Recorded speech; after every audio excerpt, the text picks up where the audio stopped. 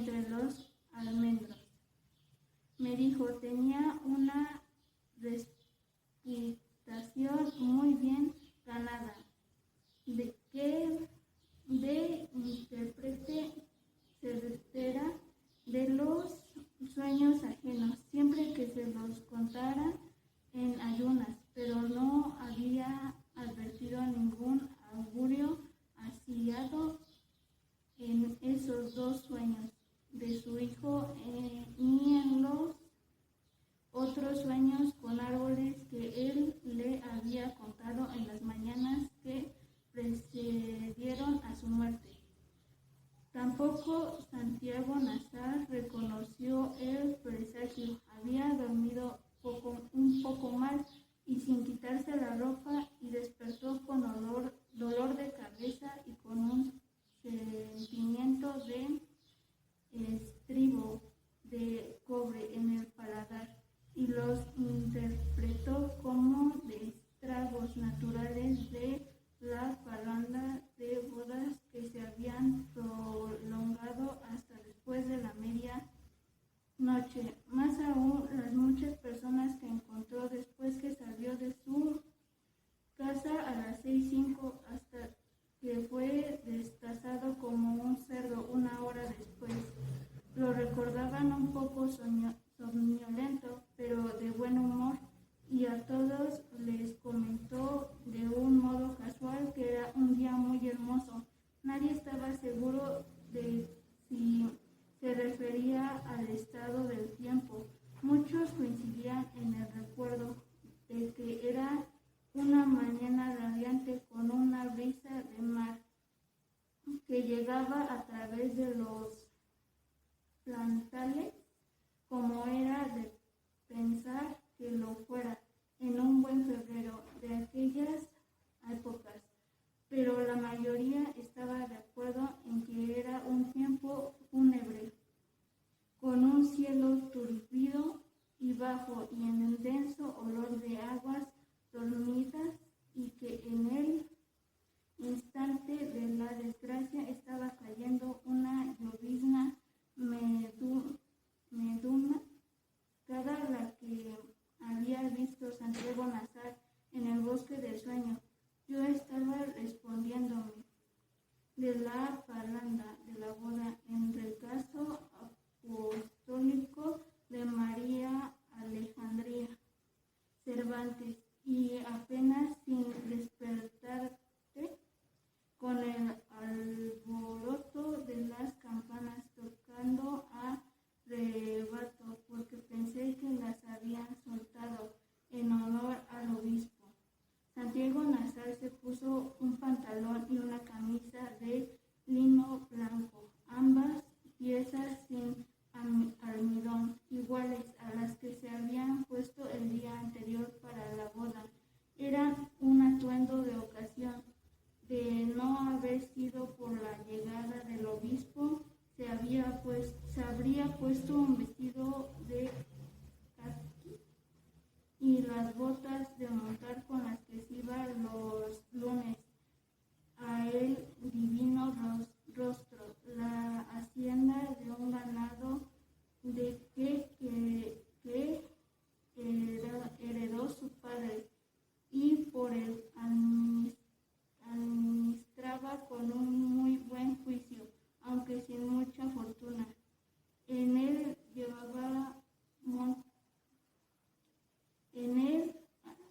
en el monte llevaba al cinto una 353 Magnum, cuyas balas blindadas, según él decían, podían partir un caballo por la cintura. En épocas de perdices llevaba una también en sus aperos de centraría.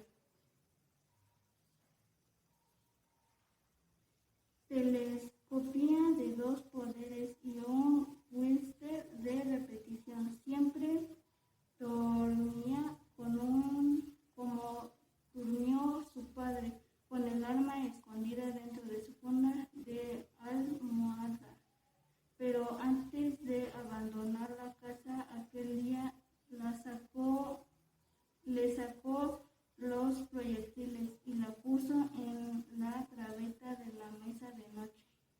Nunca la dejaba cargada, me dijo su madre. Yo sabía además que guardaba las armas en un lugar y escondía la munición en otro lugar, muy apartado, de modo que nadie se viera ni por casualidad. Detenido por este pensamiento, y pronto surgió de este nuevo un pensamiento que rezaba: no sé nada de mí, y de si data es para mí tan extraño y desconocido, se debe a una sola causa. Yo tenía miedo de mí, huía de mí mismo, buscaba a Abraham, tenía que la intención de desmenuzar mi yo para buscar en su interior el germen de Atman. La vida lo adivinó el último fin, pero me perdía.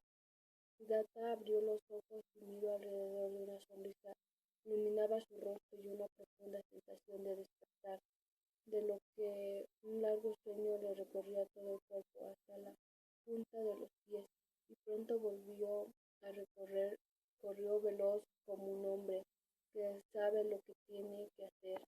Una costumbre sabia impuesta por su padre desde una mañana en que una sirvienta sacudió la almohada para quitarle la funda, y la pistola se disparó al chocar contra el suelo, y la bala desbarató el armario del cuarto, atravesó la pared de la sala y pasó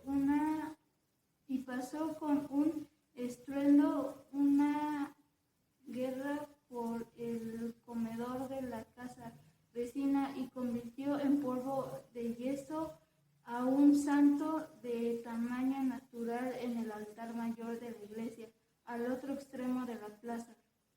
Santiago Nazar, que entonces era un niño, no olvidó nunca la lección de aquel percance. La última imagen que su madre tenía de él era de un paso fugaz por el dormitorio. La había despertado cuando trataba de encontrar a tientas una aspirina en el botiquín del baño, y ella encendió la luz y lo vio aparecer en la puerta con el vaso de agua en la mano, como había de recordarlo para siempre. Santiago Nazar le contó entonces el sueño, pero ella no le puso atención a los árboles. Todos los sueños con pájaros son de buena salud, dijo. Lo vio después de la misma hamaca y en la misma posición en la que la encontré, postrada por las últimas luces de la vejez. Cuando volví a este pueblo, olvidó, tratando de recomponer con tantas astillas dispersas el espejo roto de la memoria. Apenas si distinguía las formas a plena luz y veía hojas medicinales en las sienes para el dolor de cabeza eterno que le dejó su hijo. La última vez que pasó por el dormitorio estaba de costado, agarraba a las pitas del cabezal de las hamacas para tratar de incorporarse, y había en él penumbra el olor de bautisterio que me había sorprendido la mañana del crimen. Apenas aparecí en el vano de la puerta, me confundió con el recuerdo de Santiago Nazar. Ahí estaba, me dijo, tenía el vestido de lineo blanco, lavado con agua sola, porque era de piel tan delicada que no soportaba el ruido del almidón. Estuvo un largo rato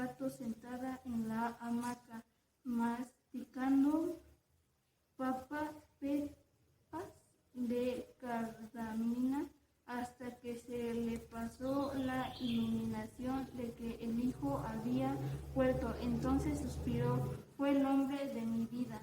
Yo lo vi en su memoria. Había cumplido 21 años la última semana de enero, y era esbelto y pálido, y tenía los párpados árabes y los cabellos rizados de su padre. Era el hijo único de un matrimonio de conveniencia que no tuvo un solo instante de felicidad, pero parecía feliz con su padre hasta que éste murió de repente 3 años antes, y siguió pareciéndolo como la madre. Toda clase de pequeños rasgos. Ante todo, era una cara del individuo lo que primero me agradó.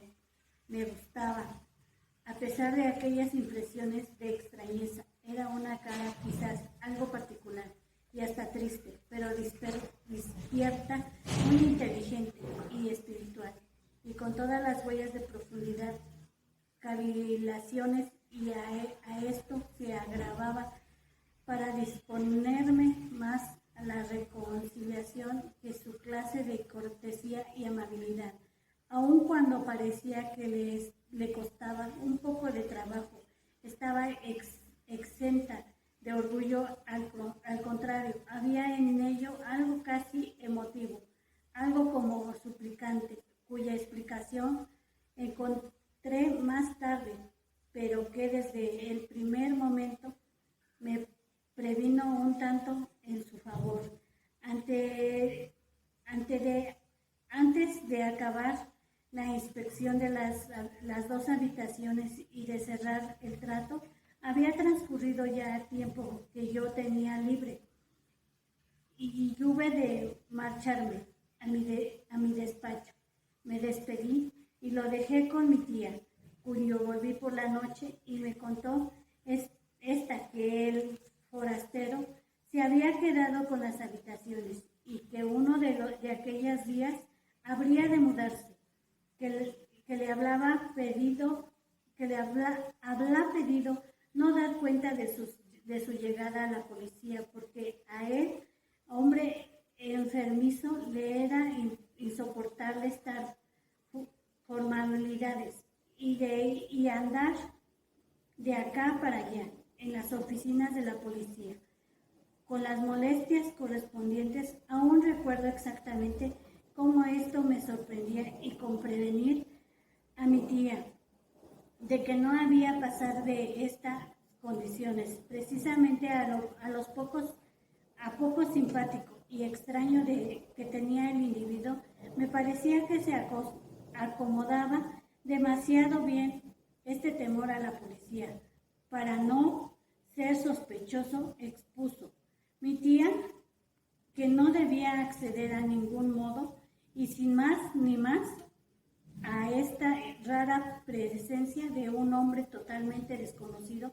cuyo cumplimiento podía tener ella acaso consecuencias muy desagradable. Pero entonces supe que mi tía le había prometido ya el cumplimiento de su deseo, y que ella se hablaba dejado fascinar y encantar por el forastero. Ella no había tomado nunca inquilinos con los que no hubiera podido establecer una relación amable, cordial, familiar, o mejor dicho, como de madre, de la cual también había sabido sacar abundante partido. Algunos arrendatarios anteriores, y en las primeras semanas de todo continuo así, teniendo yo que objetar más en cuatro cosas al nuevo inquilino, mientras que mi tía lo defendía de todo en todo momento con calor, como este asunto de las faltas de aviso a la policía no me gustaba, quizás porque menos enterarme de lo que mi tía el lobo Estefani es un hombre de unos 50 años que hace algunos fue a casa de mi tía buscando una habitación amueblada. Alquiló el cuarto del doblado y la pequeña ponía en contigo. Volvió a los pocos días con 2 baúles y una caja grande de libros y hábitos en nuestra casa 9 o 10 meses. Vivía muy tranquilamente y para sí, y a no ser por las situaciones vecinas de nuestros dormitorios, que trajo consigo algunos encuentros casuales en las escaleras o en los pasillos. No hubiésemos acaso llegado a conocernos, pues sociable no era este hombre. Al contrario, era muy insociable. En una medida no observada por mí en nadie hasta entonces. Era realmente como él se hacía llamar a veces, un hombre estepario, un lobo estepario, un ser extraño, salvaje, sombrío, muy sombrío, de otro mundo, y yo supe en verdad hasta que leí sus anotaciones, en qué profundo aislamiento iba él llevando su vida, a causa de su predisposición y de su sino. Y cuando conscientemente reconocía el mismo de este aislamiento como su propia predisposición, sin embargo, ya si en cierto modo lo había conocido yo antes por algún ligero encuentro y algunas conversaciones y en retrato que se deducía de sus anotaciones. Era en el fondo consciente con aquel otro, sin duda, algo más pulido y defectuoso, porque me había forjado como nuestros conocimientos personales. Por casualidad estaba yo presente en ese momento en el que el lobo estepario entró por vez primera a nuestra casa y alquiló la habitación a mi tía. Llegó a mediodía. Los platos estaban aún sobre la mesa y yo disponía de media hora antes de tener que volver a mi oficina. No he olvidado la impresión extraña y muy contradictoria que me produjo en el primer encuentro. Entró por la puerta de cristal después de haber llamado a la campanilla y la tía le preguntó en el corredor medio oscuras por qué deseaba, pero él, el lobo estepario, había levantado su cabeza afilada y rapada y olfateando con su nariz nervioso en alrededor exclamó antes de contener ni decir su nombre: «Oh, aquí huele bien». Y al decir esto sonreía y mi tía sonreía también, pero ahí se me antojaron más bien cómicas estas palabras de saludo y tuve algo contra él. «Bien», dijo, «vengo por la habitación que alquila usted». Solo cuando los tres subimos las escaleras hasta el descanso pude observar más exactamente el hombre. No era muy alto, pero tenía los andares y la posición de la cabeza de los hombres corpulentos. Llevaba un abrigo de invierno moderno y cómodo, y por lo demás vestía decentemente, pero con descuido. Estaba afeitado y llevaba muy corto el cabello, que acá y allá empezaba, y adquirió tonalidades grises. Sus andares no me gustaban nada. En un principio tenía algo de penoso e indeciso, pero no armonizaba por sus perfiles agudos y fuertes, ni con el tono ni el temperamento de las conversaciones. Solo más adelante observé y supe que estaba enfermo y que le molestaba andar.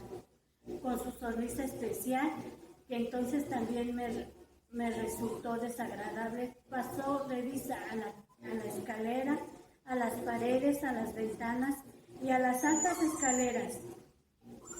En un hueco de la escalera, todo ello parecía gustarle, y sin embargo, al mismo tiempo le parecía en cierto modo ridículo. En general, todo el individuo daba la impresión como si llegara a nosotros de un mundo extraño, por ejemplo, de pulses ultramarinos, y encontrara aquí todo muy bonito, y sí, pero tanto cómico era, como no puedo menos de decir cortés, hasta agradable. Estuvo enseguida conforme y sin objeción alguna de la casa, la habitación y el precio por el alquiler y el desayuno, y sin embargo, el tono de toda su persona había como una atmósfera extraña, y al parecer, no bueno, hostia, alquiló la habitación, alquiló también la alcoba contigua. Se enteró de todos los consentimientos y calefacción del agua, servicios y orden domésticos. Escuchó todo atenta y amablemente, estuvo conforme con todo. Ofreció en el acto una señal por el precio del alquiler, y sin embargo parecía que todo ello no le satisfacía por completo.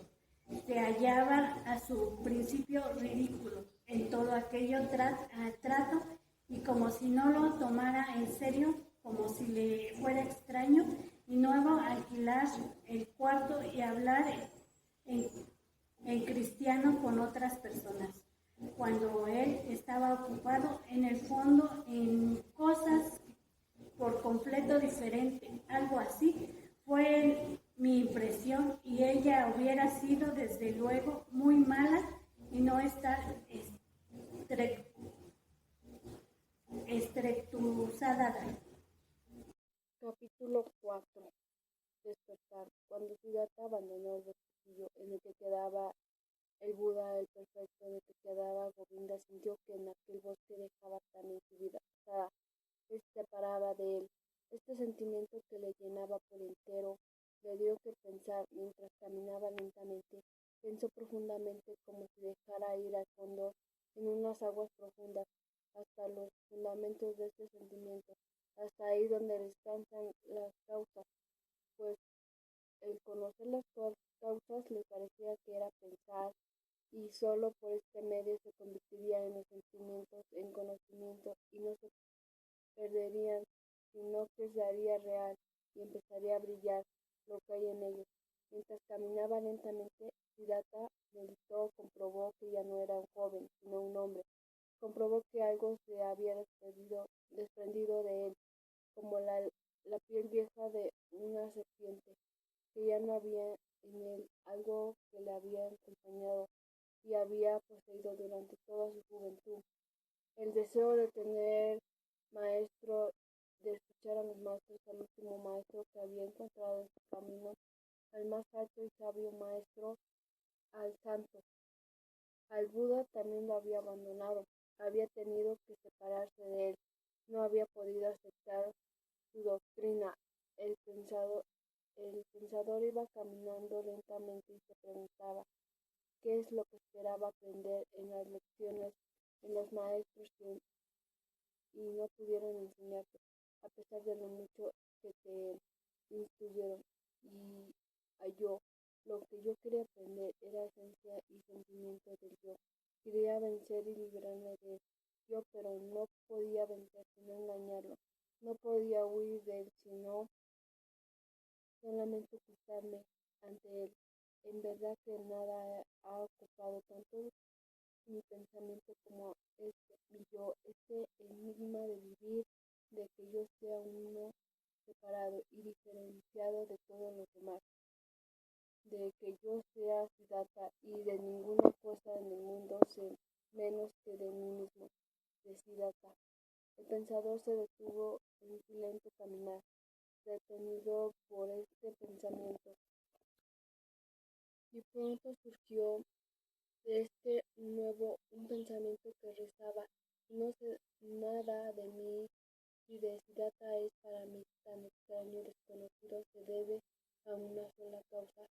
Yo tenía miedo de mí, huía de mí mismo, buscaba a Atman, buscaba a Brahman, tenía que la intención de desmenuzar mi yo para buscar en su interior el germen de Atman. La vida lo adivinó el último fin, pero me perdía. Siddhartha abrió los ojos y miró alrededor de una sonrisa. Iluminaba su rostro y una profunda sensación de despertar, de lo que un largo sueño le recorría todo el cuerpo hasta la punta de los pies, y pronto volvió a recorrer, corrió veloz como un hombre que sabe lo que tiene que hacer. Estamos leyendo El Principito de Saint-Exupéry.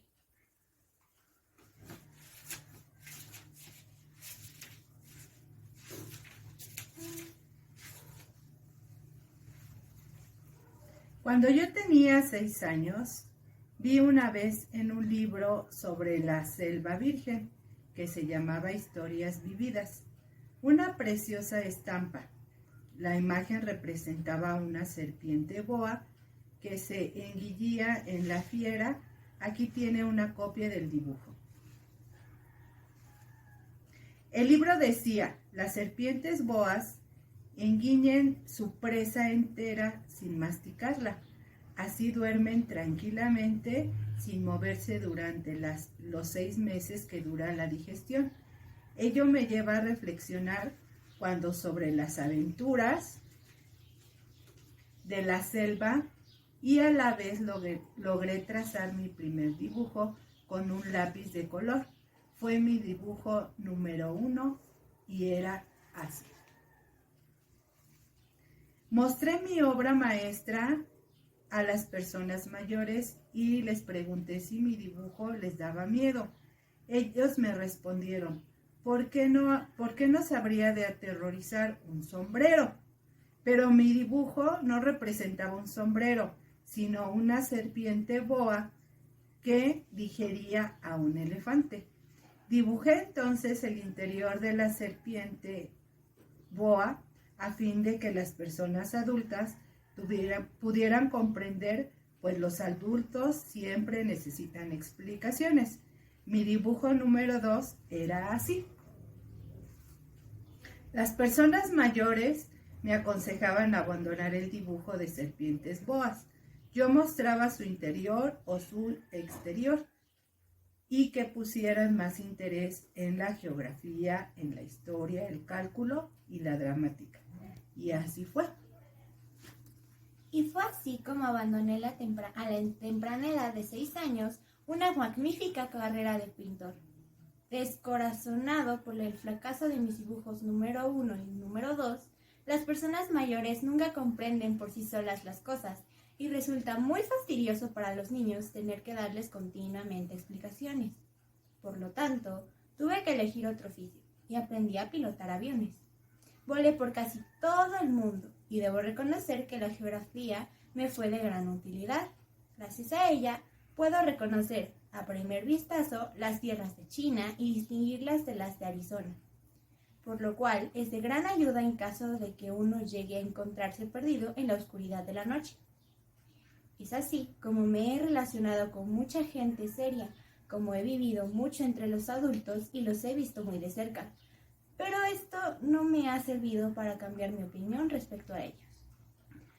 Cuando encontraba alguna persona que parecía inteligente, ensayaba mi experiencia de mostrarle mi dibujo número 1, el cual siempre he conservado. Con ello quería saber si en verdad era comprensiva, pero siempre encontraba la misma respuesta: es un sombrero. En cuyo caso no le hablaba de serpientes boas, ni de selvas vírgenes, ni de estrellas. Me olvidaba de mi mundo y le hablaba del suyo, del bridge, el golf, de política y de cobardas. Y esa persona mayor se sentía muy contenta de conocer a un hombre tan razonable. Así he vivido solo, sin nadie con quien poder hablar verdaderamente, hasta un día en que mi aeroplano sufrió una seria avería en el desierto de Sahara hace 6 años. Algo en el motor se rompió y como viajaban conmigo ni pasajeros ni mecánicos, me dispuse a realizar con mis propios medios la difícil compostura. Era para mí un asunto de vida o muerte, ya que apenas tenía agua para aplacar mi sed durante unos 8 días. La primera noche dormí sobre la arena a 1000 millas de donde tierra habitada. Estaba más solo que un naufragio en medio del océano. En tales circunstancias, ya pueden imaginarse mi sorpresa cuando al día siguiente, al despertar, oí una simpática vocecita que me decía: «Por favor, dibújame un cordero». «¿Eh? ¡Dibújame un cordero!». De un brinco me puse de pie, como si hubiera sido tocado por un rayo. Me froté los ojos y miré detenidamente. Era un hombrecito, de verdad extraordinario, que me observaba vagamente. Aquí el mejor retrato que más tarde logré hacer de él, aunque mi dibujo, claro está, es menos bello que el modelo. No es culpa mía, ya que los mayores me desalentaron en cuanto a seguir la carrera de pintor, cuando yo tenía 6 años, y por aquel entonces lo único que había aprendido a dibujar eran las boas cerradas y las boas abiertas. Observé esta aparición con ojos redondos de asombro. Recuerden que me encontraba a 1000 millas de toda región habitada.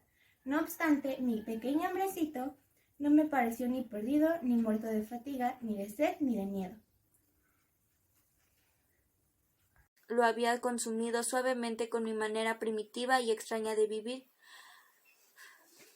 Había trabajado un buen rato, dando vueltas a los libros viejos. Había tenido dolores durante 2 horas, como suele tenerlos la gente de alguna edad. Había tomado unos polvos y me había alegrado de que los dolores se dejaran engañar. Me había dado un baño de caliente, absorbiendo el calorcillo agradable. Había recibido 3 veces el correo y hojeado las cartas, todas sin importancia, y los impresos. Había hecho mi gimnasia respiratoria, dejando hoy por comodidad los ejercicios de meditación. Había salido de paseo 1 hora y había visto dibujadas en el cielo bellas y delicadas muestras de preciosos cirros. Esto era muy bonito, igual que la lectura en los viejos libros y estar tendido en el baño caliente, pero, en suma, no había sido precisamente un día encantador, no había sido un día radicante, de placer y ventura, sino simplemente uno de esos días como tiene que ser, por lo visto, para mí desde hace mucho tiempo, los corrientes y normales días mesuradamente agradables, absolutamente llevaderos, pasables y tibios, de un señor descontento y de cierta edad, días sin dolores, especiales sin preocupaciones, especiales sin verdadero desaliento y sin desesperanza, días en los cuales puede meditarse tranquila y objetivamente, sin agitaciones ni miedos, hasta la cuestión de si no habrá llegado el instante de seguir el ejemplo del célebre autor de los estudios y sufrir un accidente al afeitarse. El que haya gustado los otros días, los malos, los de los ataques de gota, los que del maligno dolor de cabeza clavado detrás de los globos de los ojos, y convirtiendo por arte del diablo toda actividad de la vista y del oído de una satisfacción en un tormento, o aquellos días de la agonía del espíritu, aquellos días terribles del vacío interior, de la desesperanza, en los cuales en medio de la tierra destruida y esquilmada por las sociedades anónimas, no salen al paso, con sus muecas, como un vomitivo.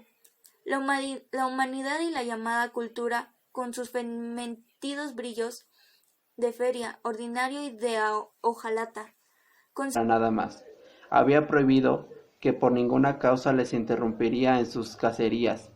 Mi bisabuelo nació mientras perseguía a su padre a un zorro, y sin abandonar su pista, Juan de Arbillé murmuró: «Recristo, bien pudo esperar ese pícaro para nacer a qué hora yo terminé».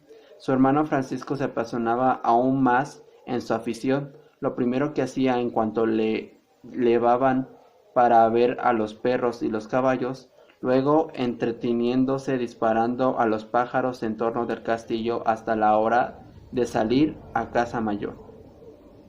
En el comarca llamábanles el señor marqués y el señor menor. Entonces los aristócratas no establecían en los últimos, como ahora la nobleza improvisaba quiere hacerlo, una jerarquía descendiente, porque no es conde un hijo de marqués ni varón un hijo de vizconde. No es como un coronel de nacimiento el hijo de un general, pero la vanidad mezquina de los actuales tiempos lo dispone así. Vuelvo a mis ascendientes. Parece ser que fueron agitados, velludos, violentos y vigorosos, el joven aún más de que su hermano mayor, y tenía una voz tan recia que, según una opinión popular que le complacía sus gritos, agitaba toda la verdura del bosque. Y al salir de casa debieron de ofrecer un espectáculo admirable a aquellos dos gigantes galopando de los caballos de mucha talla y brío. El invierno de 1764 fue crudo y los lobos rabiaban de hambre, atacaban a los campesinos rezagados, rondaban en la noche alrededor de las viviendas, aullaban desde la puesta del sol hasta el amanecer y asaltaban los establos. Circuló el rumor terrible a la comarca, y saltando las tapias oscilataba sin temor alguno en las puertas. Ningún hombre dejó de sentirle resoplar, su resoplido hacía estremecer la llama de las luces. Invadió la provincia un pánico terrible, nadie salía de casa de noche ni la anochecer. La oscuridad parecía poblada en todas partes por la sombra de aquella bestia. Los hermanos de Arbillé resultaron a perseguir, a matar el monstruo, dispusieron grandes serias, invitándoles a los nobles de la región. Todo fue inútil, ni en los bosques ni entre las malezas lo hallaron jamás. Mataban muchos lobos, pero aquel no aparecía, y cada noche al terminar la batida, como para avergonzarse de la bestia feroz, causaba estragos mayores, atacando a un caminante o devorando alguna res, pero siempre a distancia del sitio donde los buscaban aquel día. Entre una de aquellas noches, en la posilga del castillo de Arbillé, y devoró los dos mejores cerdos. Juan y Francisco rebaban de cólera, suponiendo aquel ataque que provenía del monstruo una injuria directa, un reto, con sus más resistentes sabuesos, acostumbrados a perseguir temibles bestias, aprestándose a la caza, rebotando a sus corazones odio y furor. Desde el amanecer hasta que descendía el sol, arrebolando entre los troncos de los árboles desnudos, batieron inútilmente los tamorres. Regresaban furiosos y desconsolados, llevando al paso de cabalgaduras por un cambio abierto entre la maleza, sorprendiéndose de que aquel burlase un lobo toda su precaución y poseía ya de una especie de recelo aún más de que su hermano mayor, y tenía una voz tan recia que, según una opinión popular que le complacía sus gritos, agitaba toda la verdura del bosque.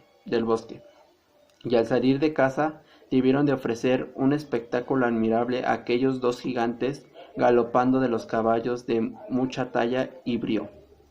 El invierno de 1764 fue crudo y los lobos rabiaban de hambre, atacaban a los campesinos rezagados, rondaban en la noche alrededor de las viviendas, aullaban desde la puesta del sol hasta el amanecer y asaltaban los establos.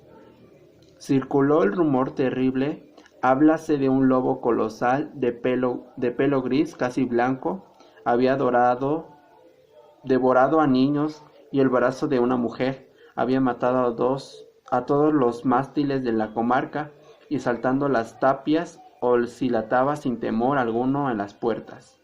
Ningún hombre dejó de sentirle resoplar, su resoplido hacía estremecer la llama de las luces. Invadió la provincia un pánico terrible, Nadie salía de casa de noche ni la anochecer. La oscuridad parecía poblada en todas partes por la sombra de aquella bestia. Los hermanos de Arbillé resultaron a perseguir a matar el monstruo. Dispusieron grandes serias, invitándoles a los nobles de la región. Todo fue inútil, ni en los bosques ni entre las malezas lo hallaron jamás. Mataban muchos lobos, pero aquel no aparecía, y cada noche al terminar la batida, como para avergonzarse de la bestia feroz, causaba estragos mayores, atacando a un caminante o devorando alguna res, pero siempre a distancia del sitio donde lo buscaban aquel día. Entre una de aquellas noches, en la posilga del castillo de Arbillé, y devoró el recelo misterioso. Juan decía: esa bestia no es como las demás, parece que también piensa y calcula como un hombre. Y contesta Francisco: ¿acaso conviniera que nuestro primo el obispo hiciese una bala, o lo que hiciese a un sacerdote de la religión, rogándole nosotros que pronunciase las palabras oportunas? Callaron, y después en un silencio advirtió Juan: mira, el sol que rojo la fiera nos dejará de causar algún daño esta noche. Apenas había terminado la fase cuando su caballo encabritó. El Francisco gritaba. Un matorral cubierto de hojas marchitas crujió abriendo paso a una bestia enorme y gris que, saliendo rápidamente de su escondrijo, se internó al punto en el bosque. Los dos de Arbillé articulaban una especie de rugido que demostraba su fiera satisfacción, y escogiéndose inclinados hacia adelante, pegándose al cuello de los brizos caballos, impulsándolos con todo su cuerpo, lo lanzaban a la carrera, excitándolos, arrastrándolos, enloqueciéndonos de tal modo con las voces, con sus movimientos, con la espuela, que los herculeros caballeros, como si un ímpetu gigantesco los conduciera volando, parecía arrastrar entre las piernas a sus caballos, que iban a escape, tocando en el suelo con el viento, haciendo crujir los matorrales y salvando las torrenteras, escargándose por escarpadas pendientes y descendiendo por angostas gargantas. Los caballeros hacían resonar las trompetas con todas las fuerzas de sus pulmones, llamando a sus criados y a sus perros. De pronto, en aquella furiosa y precipitada, no es como un coronel de nacimiento, el hijo de un general, pero la vanidad mezquina de los actuales tiempos lo dispone así. Vuelvo a mis ascendientes. Parece ser que fueron agitados, velludos, violentos y vigorosos, el joven aún más de que su hermano mayor, y tenía una voz tan recia que, según una opinión popular que le complacía sus gritos, agitaba toda la verdura del bosque. Y al salir de casa debieron de ofrecer un espectáculo admirable a aquellos dos gigantes galopando de los caballos de mucha talla y brío.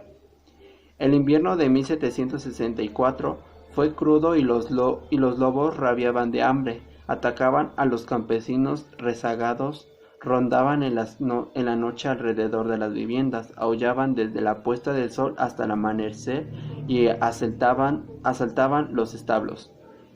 Circuló el rumor terrible, háblase de un lobo colosal de pelo gris casi blanco, había devorado a niños, y el brazo de una mujer había matado a todos los mástiles de la comarca, y saltando las tapias oscilataba sin temor alguno en las puertas.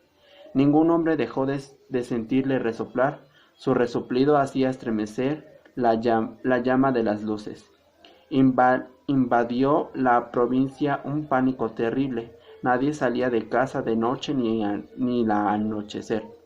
La oscuridad parecía poblada en todas partes por la sombra de aquella bestia. Los hermanos de Arbillé resultaron a perseguir a matar el monstruo. dispusieron grandes ferias, invitándoles a los nobles de la región. Todo fue inútil, ni en los bosques ni entre las malezas lo hallaron jamás. Mataban muchos lobos, pero aquel no aparecía, y cada noche al terminar la batida, como para avergonzarse de la bestia feroz, causaba clavada en la sombra que huía, tropezaban en los troncos y en las rocas de la cabeza, y en los pies del muerto atravesando en la silla. La arrancaba el cabello de las sargas y salpicaba con sangre los árboles, galopeando con la frente. Las espuelas rechinaban y hacían saltar chispas de los pedruscos. De pronto la bestia y su perseguidor salieron del bosque y se lanzaron a un valle cuando aparecía la luna en alto del monte. Un valle pedroso cerrado por enormes rocas. No hallando fácil salida por aquella parte, la bestia retrocedió. Francisco no pudo contener un alardio estruendoso de alegría que los ecos repetían como repiten el rodar de un trueno, y el salto a la tierra empuñado un cuchillo de monte. La bestia, con los pelos erizados y arqueado el cuerpo, luego aguardaba. Pero antes de comenzar el combate, cogiendo el cazador del cuerpo de su hermano, lo apoyó entre unas rocas y sosteniéndole con piedras la cabeza, que parecía una masa de sangre cuajada, le dijo a voces, como si hablara con un sordo: «Mira, Juan, mira eso», y se arrojó sobre la bestia, sintiéndose bastante poderoso para levantar en vilo una montaña, para triturar pardales entre sus dedos. La bestia quiso hacer presa en él, procurando arrimar su hocico al vientre del cazador, pero éste le tenía sujeta por el cuello y la estrangulaba tranquilamente con la mano, sin acordarse del cuchillo, gozando al sentir los ahogos de su garganta y las palpitaciones de su corazón. Reía más. Cuando apretaba, reía gritando: mira, Juan, eso». No hallaba resistencia. El cuerpo del monstruo cedía con blandura. Estaba muerto. Entonces Francisco lo alzó y, acercándose a su hermano con aquella carga inerte, dejó caer un cadáver de los pies del otro cadáver, diciendo conmovido y cariñoso: «Toma, Juan, tómalo, ahí lo tienes». Después colocó en la silla de los cuerpos y se puso en marcha. Entre el castillo, riendo y llorando como gargantúa, cuando el nacimiento de Pantagruel pregonaba la muerte de la bestia con exclamaciones de triunfador y gritos de gozo. Refería la muerte de su hermano gimiendo y arrancándose las barbas, y pasado el tiempo, cuando hablaban de aquella noche fatal, decía con lágrimas en los ojos: «Si al menos hubiese podido de haber el pobre Juan, cómo estrangulé al otro, es posible que muriera satisfecho, estoy seguro». La viuda educó a su hijo, haciéndolo odiar a la casa, y ese odio se ha transmitido hasta mi generación. El marqués de Arbillé había terminado. Alguien preguntó: «Esa historia es una leyenda, ¿verdad?». El marqués respondió: «Aseguro que todo es cierto. Todo ha ocurrido». Y una señora, con dulzura: «De cualquier modo, agrada oír contar que alguien se apasionaba feriamente». Crónica de una muerte anunciada, novela corta publicada en 1981, es una de las obras más conocidas y apreciadas de García Márquez. Relata en forma de reconstrucción casi periodística el asesinato de Santiago Nazar a manos de los gemelos Vicario. Desde el comienzo de la narración se anuncia que Santiago Nazar va a morir. Es el joven hijo de un árabe emigrado y parece ser el causante de la deshonra de Ángela, hermana de los gemelos, que ha contraído matrimonio el día anterior y que ha sido rechazada por su marido. Nunca hubo una muerte tan anunciada, declara quien rememora los hechos 27 años después. Los Vengadores, en efecto, no se cansan de proclamar sus propósitos por todo el pueblo, como si quisieran evitar el mandato del destino. pero un cúmulo de casualidades hace que quienes puedan evitar el crimen no logren intervenir o se decidan demasiado tarde. El propio Santiago Nazar se levanta esa mañana despreocupado, ajeno por completo a la muerte que le guarda. La fatalidad domina todo el relato. El crimen es tan público que se hace inevitable. García Márquez se esfuerza en demostrar que la vida en ocasiones se sirve de tantas casualidades que hacen imposible convertirla en literatura. Su prosa escueta, precisa y pegada al terreno, logra envolver de credibilidad lo exageradamente increíble, inventando una tensión narrativa donde ya no hay argumento, volviendo del revés al tiempo para que revele sus verdades, dejando una duda en el aire que acabará por destruir a los protagonistas de este drama, que fue adaptado a la gran pantalla en 1987, dirigido por Francesco Rossier, interpretado por Robert Everett, Omelia Muti y Jean-Marie Volonté. Santiago Gamboa. Hace un par de años, en su casa de Bogotá, al frente del Parque de la 88, le pregunté a García Márquez si nunca había sentido la tensión de escribir una novela negra. Ya lo escribí, me dijo. Es crónica de una muerte anunciada. Afuera sobre el césped verde, amos y perros daban el paseo del mediodía bajo un sol radiante, raro en Bogotá para el mes de febrero. Lo que sucede es que ya no quise que el lector empezara por el final para ver si se cometía el crimen o no, continuó diciendo. Así que decidí ponerlo en la frase inicial del libro. Era la primera vez que veía a García Márquez. Yo había aprendido a amar la literatura por haber leído. Entre otras cosas, sus novelas estaban muy emocionado escuchándolo. De este modo agregó, la gente descansa de la intriga y puede dedicarse a leer con calma que fine lo que pasó. Dicho esto, enumeró una larga serie de historias de género negro en la literatura y concluyó, Trazo el contorno del dibujo de mi hermana, unos pulmones moldeados de un mar de flores. Los pétalos brotan de todos los bordes de óvalos, llenos de entornos rosados, blancos profundos, incluso azules cálidos, pero de alguna manera cada uno tiene una singularidad, una vibración, que se siente como si florecieran para siempre. Algunas de las flores no han florecido todavía, y puedes sentir la promesa de la vida, esperando a que se desplieguen desde los pequeños brotes bajo el peso de mi dedo. Esos son mis favoritos. Me pregunto con demasiada frecuencia cómo serían tener pulmones así de sanos, así de vivos. Respiro profundamente, sintiendo que el aire se abre camino dentro y fuera de mi cuerpo, deseándose el último pétalo de una última flor. Mi mano se hunde, arrastrando los dedos atrás del fondo de las estrellas. Cada uno de los puntos de luz que Abby dibujó por separado con la intención de captar el infinito. Me aclaro la garganta, apartando mi mano y me inclino para tomar una foto en la cama. Sonrisas idénticas se asoman por debajo de gruesas bufandas en la lana.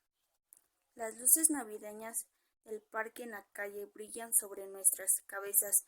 Alguien que las estrellas se dibujó. Había algo más mágico en ello. El suave respaldo de las farolas en el parque. La blanca nieve que se arrastraba en las ramas de los árboles. En la quietud tranquila de todo eso. El año pasado casi nos congelamos por tomar esa foto, pero era nuestra traición. Abby y yo desafiando el frío para ir a ver juntas las luces navideñas. Esa foto siempre me ha recordado esa sensación, la sensación de ir en una aventura con mi hermana, solo nosotras dos, en el mundo espaciándose como un libro abierto. Toma una chincheta y cuelgo la foto al lado del dibujo antes de sentarme en mi cama y tomar mi cuaderno de bolsillo y un lápiz de mesa. De noche, mis ojos recorren las largas listas de tareas que preparé esta mañana, comenzando con número 1, lista de tareas planificadas que ya he echado satisfactoriamente y hasta 22, completar la vida en más allá. Capítulo 6.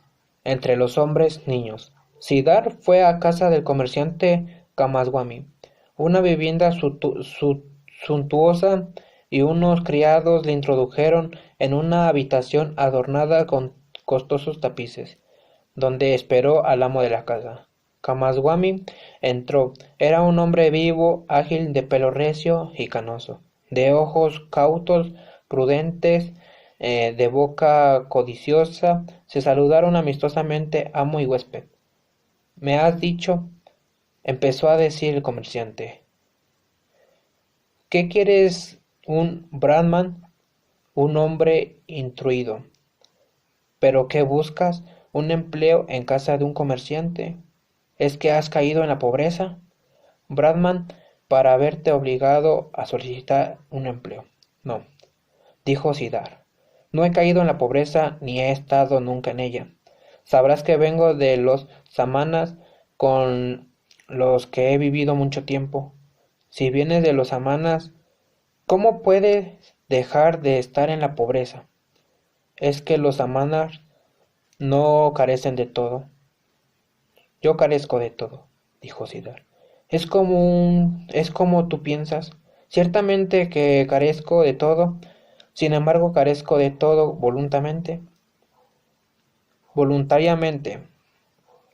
Por eso no estoy en la pobreza. ¿Y de qué quieres vivir si no tienes nada? Todavía no he pensado en ello, señor. He vivido en la pobreza más de 3 años y nunca he pensado en qué vivir. Entonces, ¿es que has vivido de la hacienda de otro? Posiblemente. También los comerciantes viven de los bienes de los demás. Bien hablado. Pero no toma lo de los otros. De balde les da a cambio sus mercancías, así como debe ser en realidad. Todos toman, todos dan, así es la vida. Pero permite, si tú no tienes nada, ¿qué puedes dar? Cada cual da lo que tiene. Un guerrero da fuerza, el comerciante da mercancía, el maestro enseñanzas, el labrador arroz, el pescador peces. Muy bien. ¿Y de qué es lo que tú tienes para dar? ¿Qué es lo que tú has aprendido tú has aprendido? Es que lo que sabes, yo sé pensar, yo sé esperar, yo sé ayunar. ¿Eso es todo? Creo que eso es todo. ¿Y para qué sirve, por ejemplo? ¿Para qué sirve ayunar? Para muchas cosas, señor. Cuando un hombre no tiene nada que comer, ayunar es lo más razonable que puede hacer. Por ejemplo, si Sidar no hubiera aprendido a ayunar, hoy tendría que aceptar cualquier trabajo en tu casa o en cualquier otra parte. Pues el hombre y el hambre le hubiera obligado por ello. Pero de esa forma Sidar puede esperar tranquilamente, no conoce la impaciencia, no conoce la necesidad, puede dejarse citar largo tiempo por el hombre y puede reír de todo. Por esto es bueno ayunar, señor. Tienes razón, Samana. Tienes razón, Samana. Espera un momento. Kamasawi salió y volvió con un rollo de papel que alargó a su huésped, mientras le preguntaba: ¿Sabes leer esto? Sidar examinó el rollo. En él estaba escrito un contrato y empezó a leer su contenido. Perfectamente, dijo Kamasawi. ¿Y querrías escribir algo en esta hoja? Le dio una hoja y un estilo, y Sidar escribió en ella y se la devolvió. Kamasawi leyó: Escribir es cosa buena, pero mejor es pensar. La prudencia es buena, pero la apariencia es mejor. Escribir muy bien. Elogio el comentario. Tenemos que hablar de muchas cosas. Tú ruega que por hoy seas mi huésped. Sidar dio gracias y aceptó, y vivió en la casa del comerciante. Le trajeron vestidos y zapatos, y un criado le preparó a diario el baño. 2 veces al día le servían una comida magnífica, pero Sidar solo comía una vez al día, y no comía carne ni bebía vino. Kamasawi le habló de su negocio, le enseñó los almacenes y la tienda, le mostró las cuentas. Sidar aprendió muchas cosas nuevas, escuchaba mucho y hablaba poco, y recordando las palabras de Kamala. No se subordinó nunca al comerciante, le obligó a que le tratara como a su igual, y mejor que a su igual. Kamasawi dirigió su negocio con atención y muchas veces con apaciamiento, pero Sidar lo consideraba todo como un juego, cuyas reglas se esforzaba en aprender, pero cuyo contenido no le rozaba el corazón. No llevaba mucho tiempo en casa de Kawasaki cuando ya tomó parte del negocio de su amo, pero a diario, a la hora de ella, el visitaba a la hermana Kamala, bien vestido, bien calzado, y pronto pudo llevarle regalos. Mucho le enseñó su boca roja y discreta, mucho le enseñó su manera delicada y suave. A él, que en amor era todavía un muchacho y por esto estaba inclinado a arrojarse ciego e insaciable al placer como un abismo, le enseñó a fondo la lección de que no se puede encontrar placer sin dar placer, y que cada gesto, cada caricia, cada contacto, cada mirada, cada trocito de cuerpo tiene su secreto que prepara la dicha para despertar al iniciado. Le enseñó que los amantes después de una fiesta del amor no pueden separarse uno de otro sin admitirse mutuamente, sin estar bendecidos igual que él ha vencido, para que no aparezca el sentimiento de haber abusado o de que has abusado de él. Pasó horas maravillosas junto a la hermana y prudente Arista. Fue de discreto su amante, su amigo. Aquí junto a Kamala estaba el valor y el sentido de su vida actual. No es el comentario de Kamasawi. Aquí le dejo porque se me va a acabar el almacenamiento.